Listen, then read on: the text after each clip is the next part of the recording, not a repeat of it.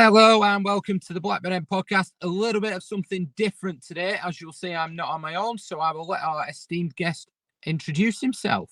Welcome. Thanks, Mark, for having me. I'm Dan Orlowitz, sports writer based in Japan. I cover Japanese football mainly, J.League national team, women's team, all that good stuff. How did you come about being in Japan? I was an anime nerd, and I moved. I did my junior year of university here, and I loved it, and I wanted to come back. And I figured, oh, I'll do 2 years of language school, and I'll figure out the rest later. And that was about 18 years ago. Fantastic. Okie dokie. So obviously the reason that we've got you on, firstly, we're going to have a quick chat about Yuki Ohashi. So 3-3 from Ohashi. Is that something you expected? Is it something we can expect to see? Obviously, I'm not expecting him to score every single game, but continuing this good form. He's doing fantastically, and I think that whenever you have a player transitioning from the J League to Europe, it doesn't really matter the league. You're always sort of wondering, well, how hard is the transition going to be? What's the adjustment period going to be? And he's taking it like a duck to water. Credit to him. I mean, we've talked about it in the lead up to this chat. He's just on fire and doing fantastically, and that really is an extension of his form for Hiroshima this season. I mean, he just came out of the starting block, scoring left and right, and he ended up with 11 goals from 22 J-League appearances, plus a couple more in the cup competitions. I think 5 from 5. So he was averaging a goal every other game in the league, and then a goal every game in the cup competitions. So if you give him the support that he can take advantage of, he'll do something with it. And clearly, right now, he's in a very comfortable spot. Yeah, I mean, we've been impressed. I think it's obviously helped the fact that he's halfway through a season as such, so his fitness is there. But we've been really impressed with his movement, with his ability to cope physically with the championship. That's often a challenge for people. But then his finishing has been second to none. The diving header the other day, he was up against a big bully of a centre half, and it was impressive the way he's managed that. So fingers crossed. I don't know how much you know about the rivalry with Burnley, but that's next Saturday's game. So hopefully he continues it at the very least until then. So obviously we've been linked this transfer window with the success of Ohashi, I'm presuming, is part of the trigger, but with another striker forward. Do you want to just talk to us about Ryo Germain? Yeah, so he's an interesting one. He's older. He's 29 years old.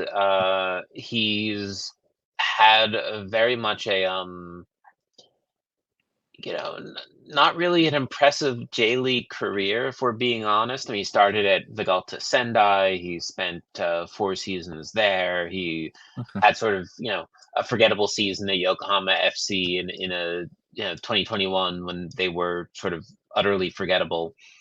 And he came to Jubilo Iwata, and he hasn't really done much in his first 2 seasons there, and all of a sudden this season he's on fire. Okay. Do we think that's similar to Sammy Smodics, where Rovers then found a way of playing Sammy better, and I think he became more comfortable not defending as much and playing more in a false nine and running beyond? Or is it just, are you thinking it's more of a fluke season, or what's your thoughts with that? There's that Jubilo were promoted to the J1 this year.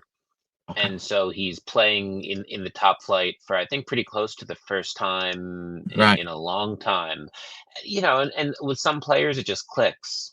And I think that in terms of Jubilo's attacking power, he is the best attacking player on a team that isn't really fantastic, if we're being honest. So I think it's one of those knock-on things where, because he's a good player, he's getting the most chances, and he's getting the most support from his teammates, and that he's turning those into goals. And in terms of Jamain, if he was to come, obviously it looks like a deal's been lined up, but Rovers haven't yet pressed send. There's a little in-joke there for Rovers fans. We often struggle to press send. But in terms of the way our concern is, we've signed Max Targay, we've also got Yuki Ohashi now. Where would you see him fitting in? Is he more of a number 9, a number 10? Could he play out wide? Because we do play 2 inside forwards as well. I mean, I think that he can, he is more center forward. That is his main position. He can play out on the right. Okay. And as you say, it's just you're assuming that it's just waiting for Rovers to click send. We're not maybe not necessarily there yet. They did play the other day, and he spoke to reporters, and he did say that three things I believe the least are transfer rumors online, estimated salaries online, and anything that anyone says about how much time I have left on my contract. You can't believe anything that you read online. Blah blah blah. He's saying all this, and Yeah. in a sense, for any of your listeners who are sort of pro wrestling fans, this is the kayfabe that J.League players go through, where it's sort of whatever's happening, they can't say it's happening until a deal has been announced. But he does admit that yes, he wants to play in England. That's something that he said that since he started playing football, since he went pro, and I think that at 29, if that opportunity comes, you take it. Yeah. But it is sort of out of left field. Like, he's having a great season. I'm not going to deny him that. But is he a good enough player to go to Europe? Is he a good enough player to go to the championship? I mean, that's a bit of a stretch. I think any of us who follow the J League will tell you, we're not buying it. But hey, if he can pull it off, all the more power to him. Like, when it comes to players who go to Europe, I think people come to me and they want me to tell you that you're getting an amazing player and he's going to do great. And if we Yeah. were talking about Yuki Ohashi when he signed, yes, I would have told you all these things. But Ryo Germain, I don't know. Can he keep this form up in England? Maybe maybe the season has given him the confidence to do it. I don't know, but it's. I'll believe it when I see him out there wearing a Rovers kit, not a moment before.